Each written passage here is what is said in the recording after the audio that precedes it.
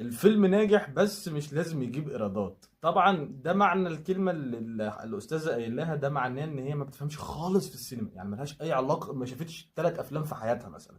بصوا يا جماعه، مفيش حاجه اسمها الفيلم نجح بس ما جابش ايرادات. ده معناه ان انت، بص، انت نجحت بس مكتوب لك راسب، اللي هو يعني مفيش حاجه اسمها كده خالص. المنتج لما بيدفع فلوس في فيلم، هو بيدفع 100 جنيه، عايز هترجع له 200 300 الف. مفيش حاجه اسمها يدفع 100 جنيه ترجع له 70 ولا 50 ولا 30 جنيه. كده الفيلم فشل، والله العظيم كده الفيلم فشل. ايا كان مين النجم، ايا كان مين اللي عامل ايه، ايا كان الناس حبيته لما نزل في التلفزيون، حبيته لما نزل على المنصه، الفيلم فشل. المنتج خسر النجم مش هيتعرض عليه افلام تاني، او هيتعرض عليه افلام معفنه بقى، فاهم الفكره، زي فنانين كتير. لكن الله يخليكم بلاش ثقه جامده جدا وانتوا بتقولوا كلام ملوش اي 3 لازمه. النجم الناجح والفيلم الناجح اللي بيجيب فلوس كتير، والامثله كتير طبعا، زي كريم عبد العزيز وزي احمد عز وزي الناس دي، هي الناس دي اللي بتجيب فلوس.